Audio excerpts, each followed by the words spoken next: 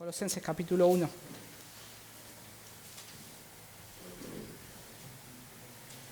Vamos a leer un texto y vamos a orar al Señor.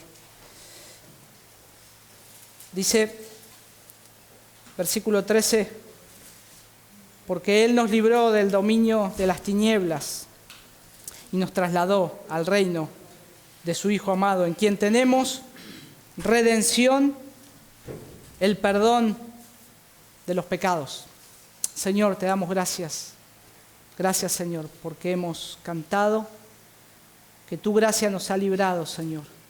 Hemos cantado que nos has rescatado y nos has traído hacia ti, Señor. Nos has acercado hacia ti. Te damos gracias, Señor. Por eso lo cantamos. Porque es verdad, Señor, lo que tú has hecho. No es una linda canción, no es una linda melodía, tal vez agradable para nuestros oídos, pero es la verdad de lo que nos has hecho, Señor. Te damos gracias porque por medio de tu Hijo Jesús nos has acercado a ti y tenemos perdón de pecados. Tenemos redención, libertad, Señor, por medio de tu Hijo Jesús, por el precio en la cruz, por el precio de esa sangre que fue derramada en la cruz. Te damos gracias, Señor. Señor, ahora al considerar el pecado, Señor, que todavía aún mora en nosotros, el pecado que todavía aún batallamos cada día, ayúdanos, Señor, a ir a tu palabra con gracia, ver la gracia cada instante, Señor, mientras revisamos estas cosas. Ayúdanos, Señor, a poder recordar la obra de la cruz, Señor. Si viene tristeza al corazón, Señor, te ruego que podamos ver en la cruz ese perdón de pecados y esa reconciliación. Gracias nuevamente, gracias por tu evangelio, Señor. Gracias nuevamente por este día poder adorarte y exaltarte. En el nombre de tu Hijo Jesús. Amén y amén. Quiero estar compartiendo con ustedes, hemos terminado ahí Hechos capítulo 12 y nosotros hemos podido ver algunas cosas en las cuales el Señor obra en la vida del cristiano. A lo largo de cuando comenzamos a ver Hechos, cómo el Señor comienza a enviar o a decirle a los discípulos que vayan hasta los fines de la tierra a predicar el Evangelio. Y cuando nosotros recordamos una y otra vez el Evangelio, recordamos que el Evangelio es para pecadores, pero no para pecadores, podríamos decir, VIP, pecadores que no pecan tanto. Nosotros no somos pecadores que hemos pecado tanto, ni tampoco somos pecadores que pecamos poquito. Somos buenos pecadores y por eso estamos acá. Somos buenos pecadores y por eso nosotros necesitamos recordar la gracia del Señor cada día. Pero como dice este texto de Colosenses capítulo 1, el apóstol Pablo les recuerda a los colosenses no se olviden lo que ustedes tienen que creer. Y hay un gran énfasis en el pecado. Es más, hay un gran énfasis en toda la Biblia del pecado. Vemos la historia de hombres pecadores con un Dios santo. Vemos la historia de ese Dios soberano hablando a los hombres, a pecadores. Y al día de hoy es lo mismo. Vemos a hombres pecadores y vemos a un Dios santo hablándonos por medio de su palabra. Cuando nosotros llegamos a Cristo, no era porque éramos buenos niños o porque hayamos crecido en hogares cristianos o porque íbamos todos los domingos a la iglesia o porque tal vez nos enseñaron de chiquitito los 10 mandamientos o porque algunos de grande conocimos, antes yo no sabía nada, ahora sé, por eso yo era malo, sino que nosotros nacimos pecadores. Ya arrastramos esa naturaleza de nuestros primeros padres. Por lo tanto, éramos culpables y teníamos que pagar.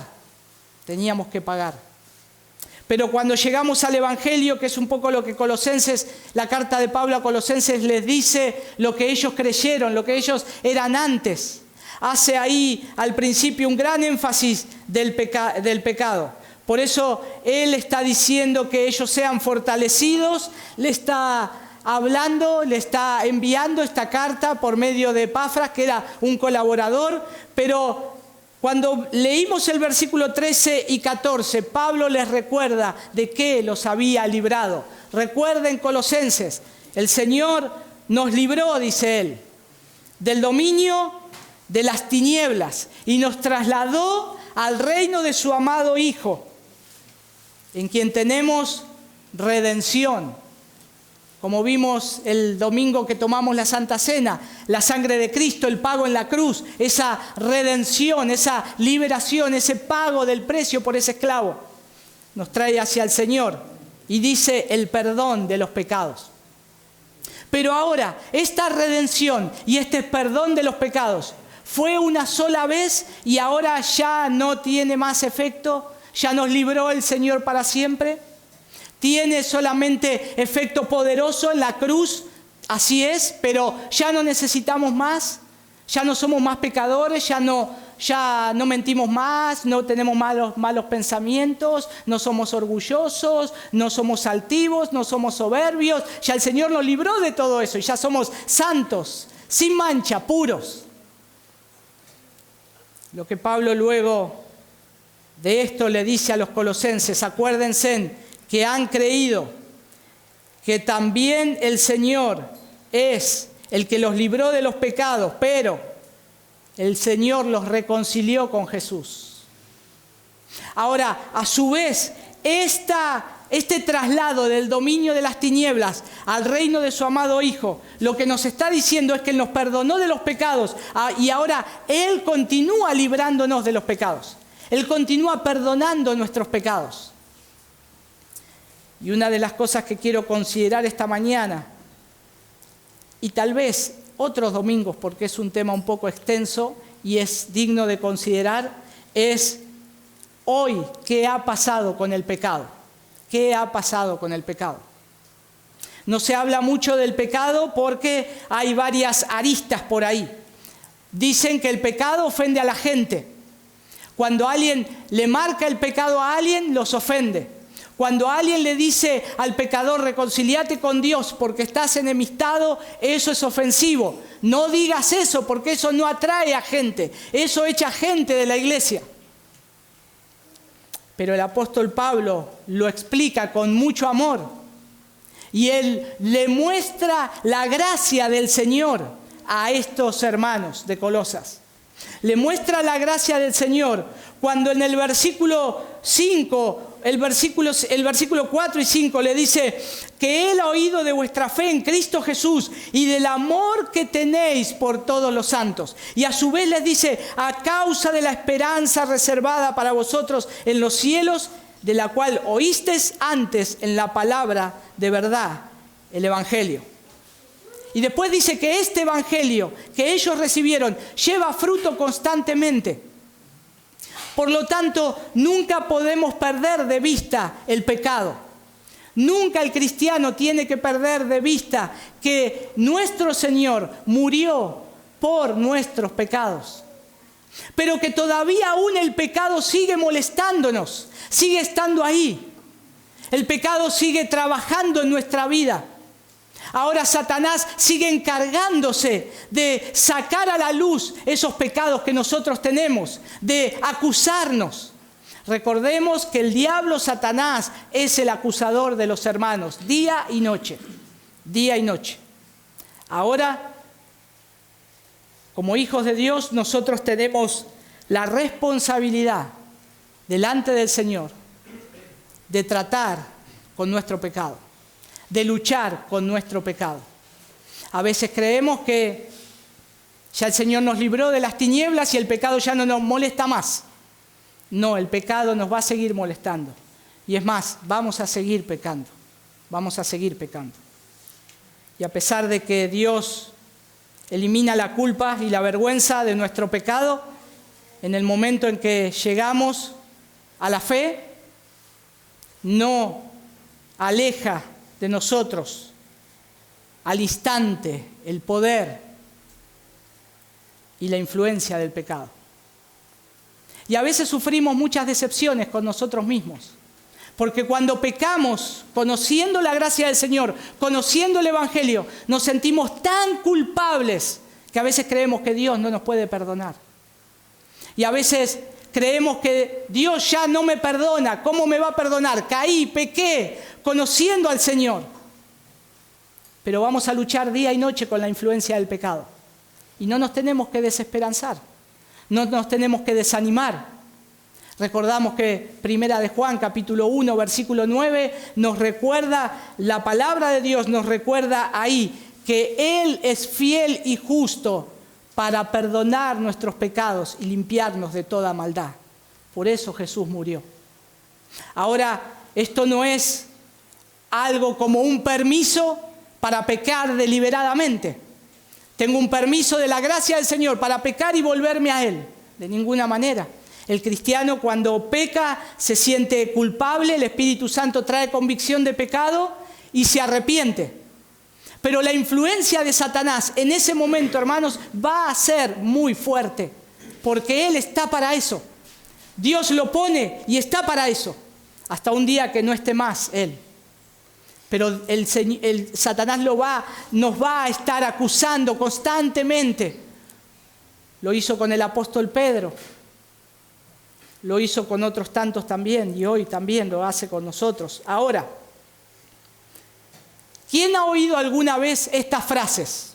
Le voy a dar algunas. Bueno, el que esté sin pecado que lance la primera piedra. Es un dicho. Y a veces un dicho yo lo he escuchado entre gente que nunca abrió la Biblia. Pero está ahí, está en Juan capítulo 7. Ahora, Juan capítulo 8, perdón. Otro. ¿Por qué tenemos que pagar justos por pecadores? Cuando alguien hace algo malo, dice, bueno, ahora todos en penitencia. Pagamos justos por pecadores. ¿Cómo saben del justo y de los pecadores? Y es exactamente lo que dice la Escritura. El justo pagando por los injustos, por causa del pecado. Otra más. ¿Pero qué? ¿Es pecado hacer eso? ¿Es pecado? ¿Es pecado tomar? ¿Es pecado, no sé, ir a ver un partido de fútbol? ¿Es pecado eso? Y sale de boca de gente que no son cristianos. No son cristianos. Pero hay un acercamiento a lo que es el pecado distorsionado. Pero tienen ahí en sus mentes eso. ¿Saben? Bueno, otra más, la última. Claro, a ella o a él no le gusta que lo midan con la misma vara. O te van a medir con la misma vara. Y también sacado de la Escritura. Pero como dicho popular, ahora, esto nos hace ver que cristianos y no cristianos tenemos una mirada muy ligera del pecado. Muy liviana del pecado. Tenemos una mirada ligera del pecado y aún en nuestra cultura influenciada por el catolicismo romano, tenemos una mirada muy ligera del pecado. Yo recuerdo de haber iba a una escuela católica, a una escuela católica de todo mi primario y los domingos cada tanto me acordaba de ir a misa a confesarme y a tomar, yo había tomado la comunión. Pero yo sabía que había hecho muchas cosas malas, yo había mentido mucho, había hecho desastre. Y tenía que limpiar todos mis pecados. Y yo sabía que iba ahí. Y cuando volvía como más puro. Yo me sentía más santo, más libre. Ya estoy libre de pecado. Y el lunes volvía de vuelta. Y digo, al domingo de vuelta a madrugar para ir a misa. No me gustaba tanto. Pero no podía, el pecado me dominaba. Y no se nos enseñó verdaderamente lo que la Biblia dice acerca del pecado. Lo que la Biblia dice acerca del pecado. Nosotros hoy tenemos un poco más de conocimiento. Si hablamos de pecado, muchas veces somos rápidos también en detectar los pecados que están, pero fuera de la iglesia. Fuera de la iglesia. No vemos los pecados nuestros que están acá dentro de nuestro corazón. Y vemos los pecados de afuera, de otros. Mirá aquel con quién sale. Mirá aquel lo que hizo. Claro, sí, tiene que pagar. ¿Qué va a hacer? Es pecador. ¿Será que estamos tan preocupados por el pecado o por los pecados escandalosos de nuestra sociedad, que hemos perdido de vista la necesidad de confrontar tal vez los pecados más sutiles en nuestro corazón. Cristo murió por nuestros pecados, los escandalosos, los del medio y los que todavía hoy entre nosotros toleramos y no los queremos tocar. No los queremos tocar. El Señor murió por esos pecados. De la misma manera, la sangre de Cristo fue derramada. Y entonces nos lleva a esta pregunta: ¿qué pasó con el pecado? El movimiento hoy reformado que se levanta en nuestro país, en Latinoamérica, gloria a Dios, trae un mayor énfasis de las doctrinas de la gracia, trae un acercamiento de Cristo, de su verdad, de su evangelio. Pero con el paso de los años, nosotros vamos a cumplir este año 10 años como iglesia. Y ahora, hace años atrás, a veces uno nota noticias de gente, de hermanos en otros lados, no acá, por eso digo el pecado de otros, en otros lados, donde han caído en pecados escandalosos. ¿Cómo puede ser si él conocía la gracia del Señor? ¿Cómo puede ser que este hermano hizo esto si él conocía de memoria el calvinismo? ¿Cómo puede ser si estudiaba la Biblia a las 24 horas? Pecados escandalosos. Y eso nos hace ver que nos podemos desenfocar muchas veces. Y Satanás le encanta que nos desenfoquemos del Evangelio. Porque el Evangelio nos va a traer al perdón y a la gracia de Cristo y al perdón de pecados todo el día y todos los días. Entonces, deseo que podamos considerar qué dice la Biblia del pecado, pero más importante aún, qué pasó con el pecado en la iglesia. Porque hay cosas que Dios exige en la iglesia y se llama santidad. Santidad. Se llama santidad. Y la historia del hombre, hermanos, sabemos que nace en el huerto de Dios, donde el hombre vivía en armonía con su Creador hasta que desobedece y cae en pecado. Y a partir de ese momento, Génesis capítulo 3, la historia del hombre es de pecado. Es de pecado.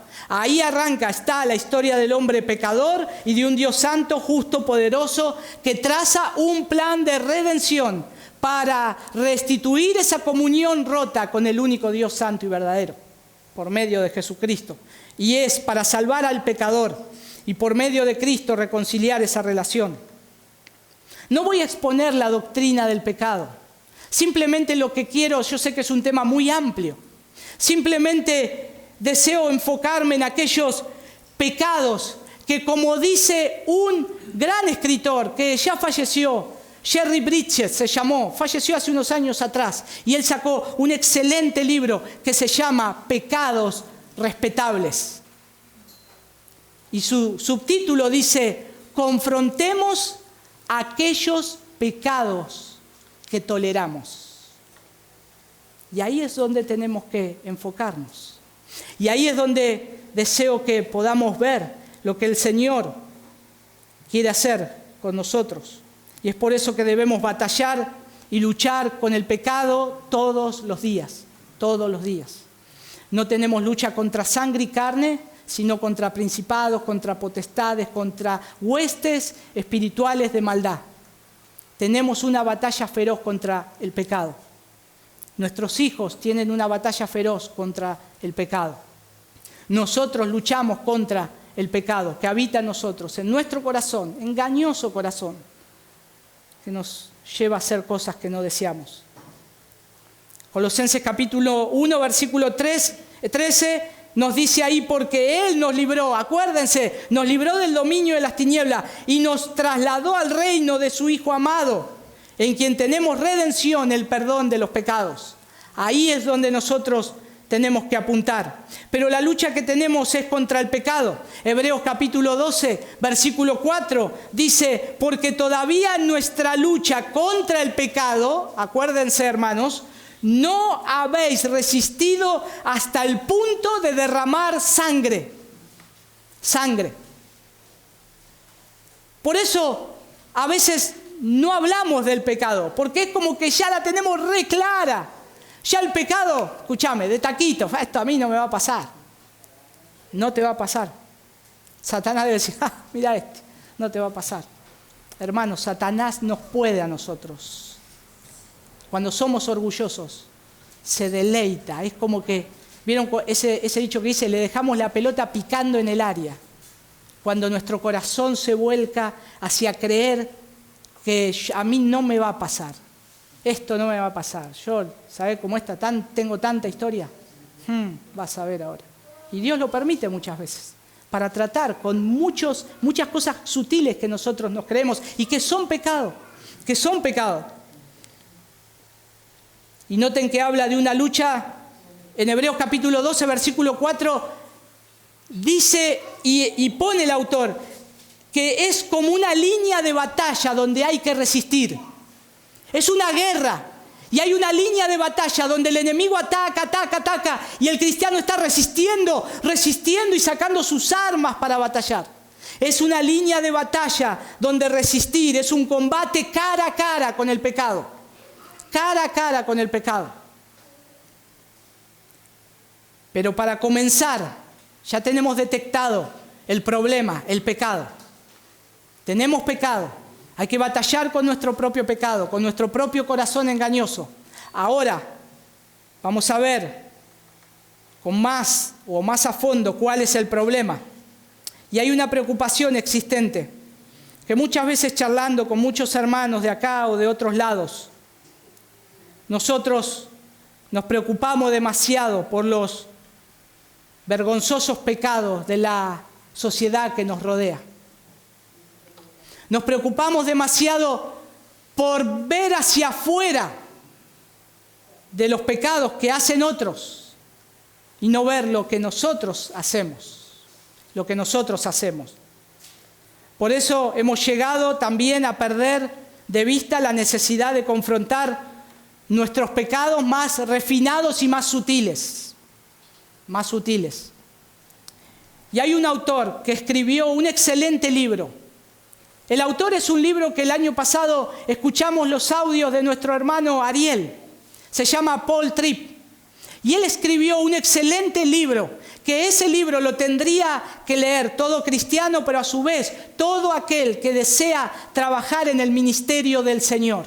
Se llama Llamamiento Peligroso. Llamamiento peligroso. El llamado a la obra de Dios es peligroso. Vamos a batallar los siervos del Señor contra los pecados de otros, pero a su vez contra nuestros propios pecados. Y a su vez Satanás constantemente nos va a querer hacer caer. Constantemente. Por eso lo titula él así.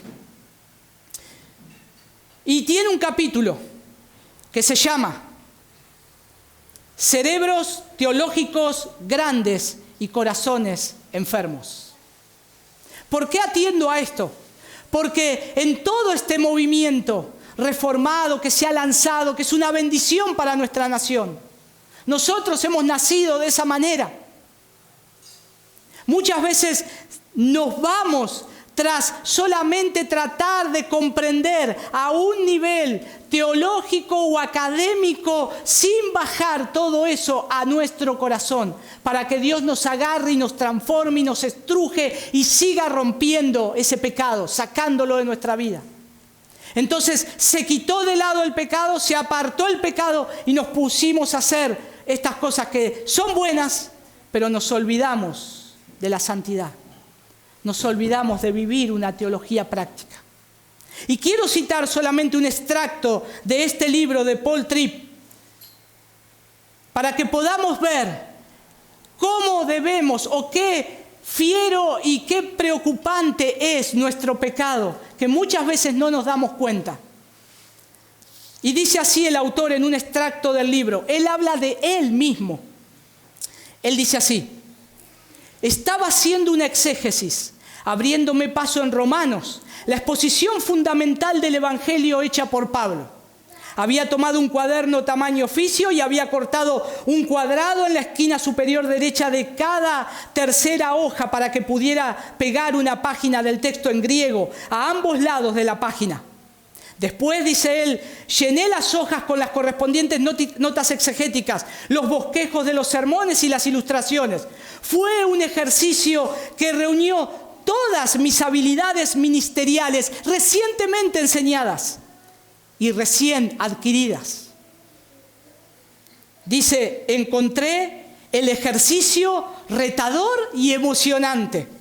Me sentí orgulloso de que mi cuaderno estuviera lleno de mis notas de romano. Me sumergí en un mundo embriagador de sintaxis, del lenguaje y argumentos teológicos. Trabajé en los tiempos gramaticales, en los contextos, en los objetos y en los conectores. Estudié etimologías y el vocabulario paulino. Traté de conectar cada detalle ínfimo con la intención global del autor.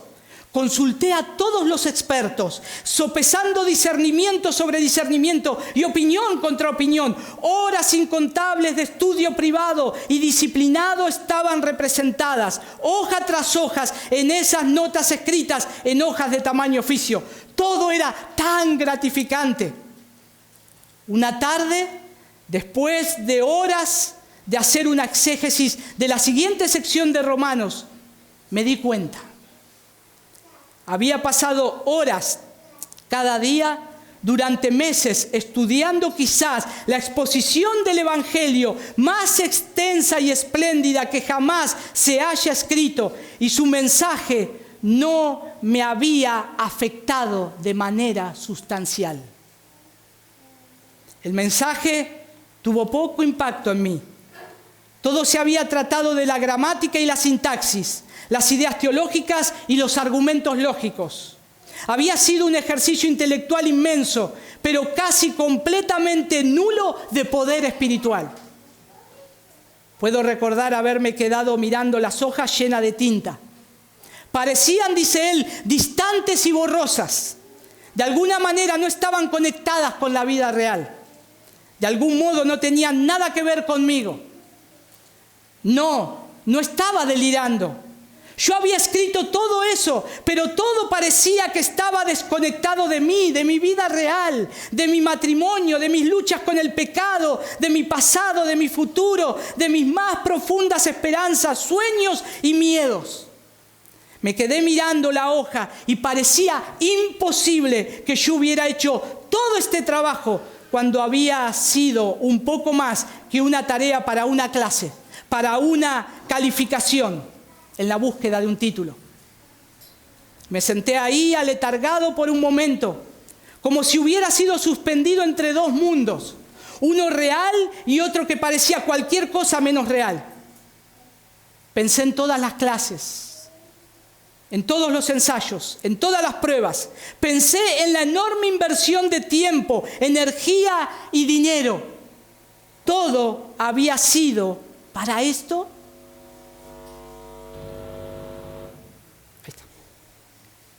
Dice el autor, comencé a llorar. No quería decir realmente, o dice, no quiero decir realmente llorar. Una emoción poderosa salió de mí, tanto que mi esposa Luela me escuchó desde la otra habitación y vino a ver si yo estaba bien. Estaba todo menos bien, y ella lo supo a primera vista. Luela se inclinó, puso sus brazos alrededor de mí y me pidió que le dijera que estaba mal. Recuerdo que ella se veía aterrada mientras observaba a su joven esposo seminarista derrumbarse ante sus ojos. En mi estilo típicamente dramático le dije que estaba acabado, que no podía continuar con mis estudios de seminario. Le dije, esto se acabó, esto ya se acabó. Afortunadamente estoy casado con una mujer sabia y paciente que me ayudó a orientarme y se quedó conmigo mientras continuaba y después terminaba mis estudios. Esa tarde, mi cuaderno exegético en mis manos, aprendí algo acerca de mí y de las Escrituras. Mis ojos comenzaron a abrirse a los peligros inherentes de academizar nuestra fe. Yo personalmente, dice, Paul Tripp, sufrí lo que puede suceder cuando el Evangelio de Jesucristo se reduce a una serie de ideas teológicas que se combinan con todas las habilidades necesarias para tener acceso a esas ideas. Cosas malas suceden cuando la madurez se define más por saber que por ser.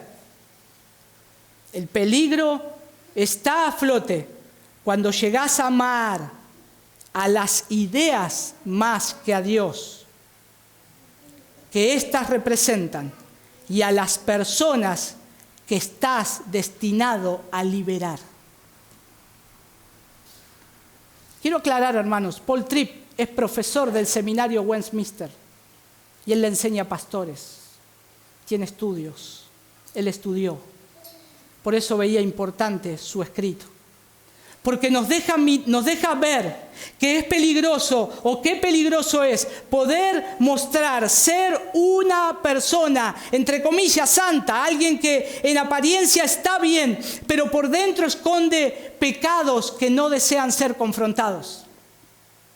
Pecados que no desean ser confrontados. Porque muchas veces lo que parecemos por fuera quizás no tenga nada que ver de quién somos realmente. De quién somos realmente. Y esto no es algo que yo lo digo, esto lo aprendí del apóstol Pablo. Fíjense ahí que en Romanos capítulo 7, versículo 25, recuerden, hermanos, Pablo, ¿quién era? Era reconocido como hebreos de hebreos. Llegó a comprender el espacio trágico entre su apariencia y su corazón. Este hombre excelentemente teológico preparado. Noten lo que dice ahí en Romanos. Dice, yo mismo, dice Pablo, yo mismo, con la mente sirvo a la ley de Dios, mas con la carne a la ley del pecado. No quiere decir Pablo acá que lo que no es que le sirva como para vivir bajo ella o permitirla, bajo la ley y permitir, o bajo el pecado y permitirlo, sino que lo que dice él, que es incapaz de librarse a sí mismo de ella, de esa ley, aún en su mejor estado y necesitando buscar ayuda y liberación fuera del mismo. Necesito ser librado, dice Pablo. Necesito tratar con mi propio corazón engañoso, con mi pecado. Necesito tratar con ese pecado que está dentro mío. Pablo lo que está diciendo acá en Romano es que yo estoy indagando en mi propia vida.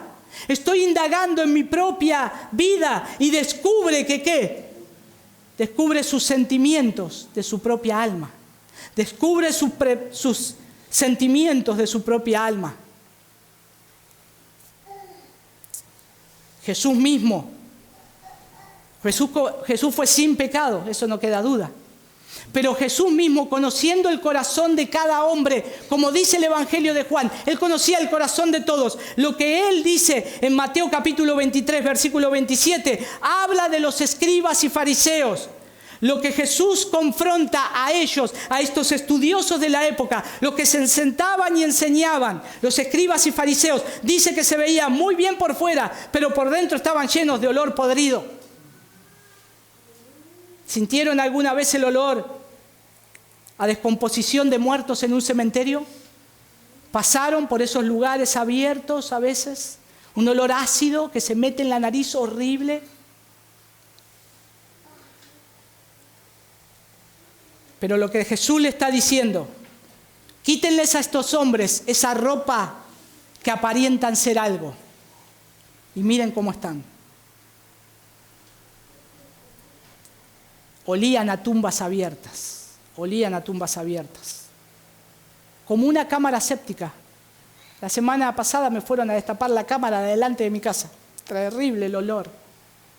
Y así es, como huele el pecado. Miren, hermanos, nosotros no impresionamos a Dios con lo que sabemos. No lo impresionamos para nada.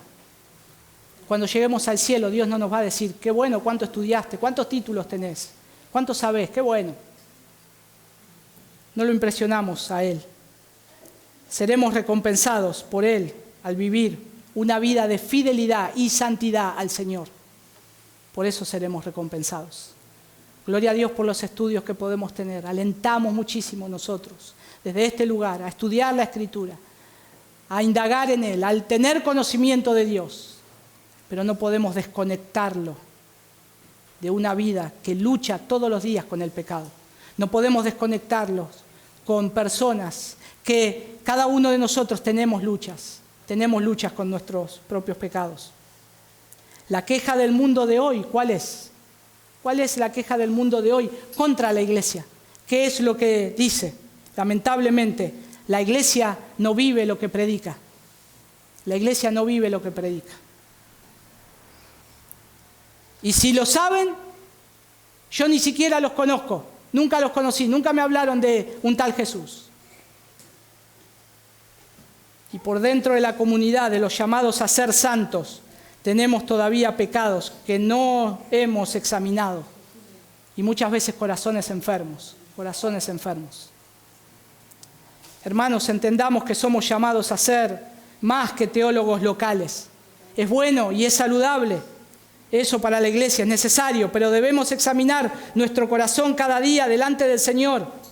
Según la Escritura, el Señor nos llama a ser embajadores de Cristo.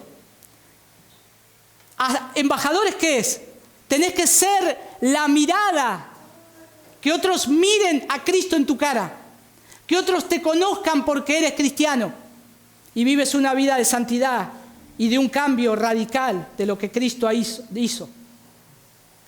Lo que necesita, lo que el Señor desea es que seamos embajadores y es que nos comprometamos con la gente, con su toque, con su voz. Escucharlos, tocarlos, abrazarlos, estar con ellos. La gente pecadora, esa que decimos no, es pecadora. Escucharlas, hablarles de Cristo, amarlas. Somos embajadores. Por eso deseo que seamos una iglesia que estudie su palabra, pero que comprenda el fin, por qué lo hace. Si solamente estudiamos las Escrituras y perdemos de vista el fin, estamos perdidos. ¿Para qué hacemos eso? No lo hagamos más. No estudiemos más, no leamos más libros, no hagamos más nada, no sirve para nada. Estudiamos las Escrituras para ir al mundo, abrazar al mundo y decirle que necesitan a Cristo, reconciliarse con un Dios santo porque son pecadores. Como nosotros fuimos una época. Porque al profundizar en las verdades del Evangelio, lo que saldrá de nosotros, ¿qué va a ser? Va a ser expuesto cada día y es pecado. Y lo que veremos de Dios es su gracia. Por eso no tenemos que perder de vista nunca la gracia del Señor. No tenemos que perder. Ahora está la pregunta. ¿Nosotros estamos dispuestos a que salga nuestro pecado? ¿Estamos dispuestos a que el Señor saque, apriete ese grano con pus que está ahí? ¿Que salga todo lo feo? ¿Estamos dispuestos a eso? Pero debemos ser alentados con el poder del Evangelio y que también transforme nuestras vidas. Nosotros, todos, nuestras vidas, y debemos tratarlos estos pecados ahora y siempre hasta que el Señor nos llame a su presencia. Siempre. No es cómodo, no es lindo, pero el Señor debe guiarnos por medio del Evangelio. Si recordamos el Evangelio cada día, es para que nos recuerde nuestra condición que estamos. Fuimos librados de las tinieblas, pero batallamos con el pecado cada día. Y recordemos el autor de Hebreos que dijo, no hemos batallado hasta la sangre todavía. Estamos en el campo de batalla. El Señor debe guiarnos por medio del Evangelio. Me gusta lo que dice un autor acerca del Evangelio. No es que el Evangelio solamente rescata a pecadores. No es que el Evangelio un día te rescató del pecado en el cual vos flotabas y andabas por ahí. Este autor dice, el Evangelio te rescata a ti de ti mismo. El Evangelio te rescató a vos de vos mismo, porque el peligro no es lo de afuera, el peligro sos vos, es lo que está en tu propio corazón. Y mientras camines con el Señor, el peligro no está en otros, el peligro está dentro tuyo, sos vos. Necesitas tratar con tu propio corazón engañoso. Y creo que estamos en un proceso de maduración como iglesia también. Y es necesario predicar sobre esto. No para exponer nuestras faltas y debilidades, sino que podamos decir la verdad en amor, que podamos decir la verdad en amor, como Pablo lo hacía también. Y si avanzamos al conocimiento de Dios, debemos tener en mente que debemos vivir una teología práctica, una teología práctica. Vamos a ver en el próximo mensaje quiénes somos como iglesia, qué clase de personas somos como iglesia, siempre no perdiendo de vista el pecado que estamos luchando y que estamos batallando, cómo somos cada uno de nosotros. Pero hermanos, la verdad, muchas veces me asusta despertarme con un día y recibir la noticia que pasó algo con alguno de ustedes que yo no vi, que pasó algo con algunos de ustedes que yo nunca me enteré, nunca supe. Y realmente a veces me pone mal, no todos los días, es la verdad, pero me pone mal. Y tener que decir, ya es tarde, o que ustedes me digan, mirá, ya es tarde. No lo viste antes, ya está, listo, esto ya pasó. Cierto día, yo me acuerdo, ya termino con esto, recibí la noticia de que un joven líder de una joven congregación estaba destruido por causa de una aventura matrimonial.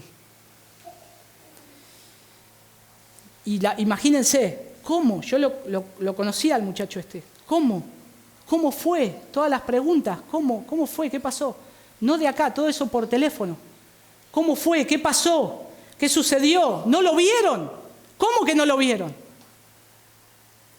Y este muchacho expresó luego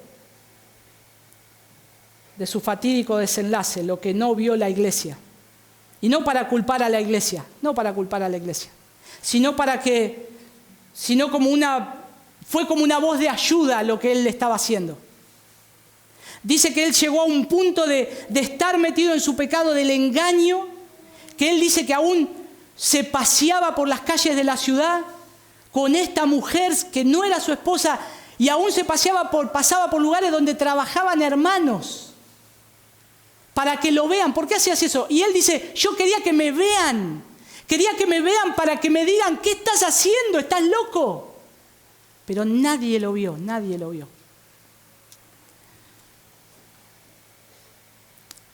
Y él era un esposo ejemplar. Yo lo vi con sus hijos, un padre amoroso, amando a sus hijos. Lo vi en sus estudios también, lo vi estudiando. Lo vi escuchando seminarios, un seminario reformado, él estudiando, escuchando los audios, rindiendo las materias. Y él estaba siendo infiel a su esposa. Ya hacía tiempo. Peor es cuando uno se entera desde cuándo. Hacía un año ya.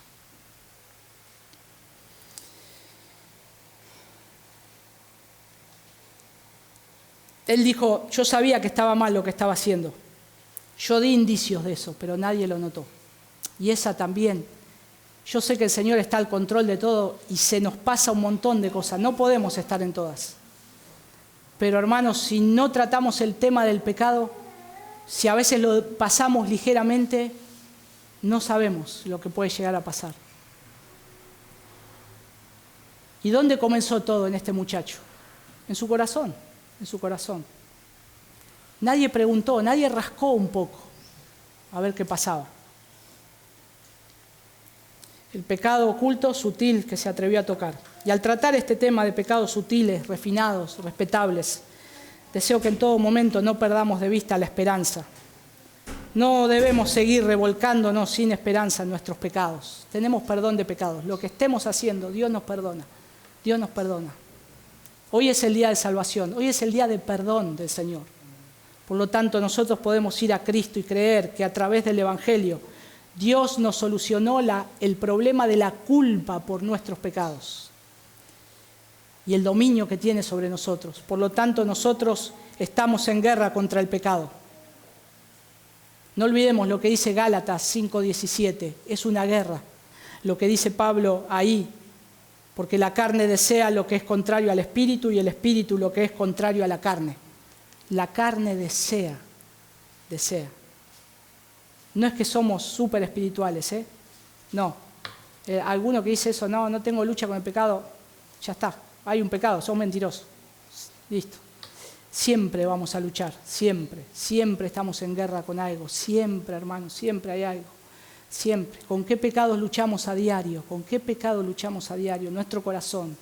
¿Con qué pecados? Vamos a ver esos pecados. Y esa guerra constante que está entre la carne y el espíritu. Pero recuerden, quiero terminar con la gracia de Dios. El Evangelio es para pecadores. Si hoy estamos acá es porque somos pecadores. Y si hoy estamos acá, ustedes están sentados ahí, yo estoy parado acá, es porque somos grandes pecadores. Y necesitamos la gracia de Dios todos los días. Necesitamos el Evangelio de Cristo todos los días. Si estamos acá es porque somos pecadores. Y necesitamos que Él nos rescate cada día. Y necesitamos que ese regalo vital de Dios no solo es para nuestra salvación, sino que es para confrontar la actividad diaria y de lucha que tenemos contra el pecado. Vamos a orar. Señor, te damos gracias, Padre, por tu amor, por tu misericordia. Señor, reconocemos hoy que estamos acá, en este lugar, Señor, porque somos pecadores. Cada uno de los que aquí está, Señor, todos nosotros, tenemos pecados que estamos luchando, Señor, pecados sutiles. A veces, Señor, son fáciles de confesar porque no son tan escandalosos, tan vergonzosos. Pero hay otros pecados, Señor, que nos daría vergüenza, Señor, decir. ¿Qué pensarán? Ayúdanos, Señor, a poder animarnos unos a otros y a poder, Señor, estar delante tuyo confesando aquellos pecados que batallamos cada día. Y a su vez, Señor, como iglesia y como hermanos, Señor, tú nos mandas a que podamos rendir cuentas unos a otros, Señor, porque nos necesitamos para que uno ore por el otro. Señor, ayúdanos en esta labor, ayúdanos en esta tarea, Señor, y te damos gracias por tu Evangelio, porque es lo que nos ha rescatado, como dice Colosenses, Pablo a los Colosenses, del dominio de las tinieblas y nos has trasladado a la luz. Y tenemos redención, el perdón de pecados. Gracias una vez más, Señor. Ayúdanos a estar atentos, estamos en guerra día y noche, Señor. Ayúdanos a confrontar esos pecados sutiles que todavía toleramos. En el nombre de tu Hijo Jesús. Amén. Amén.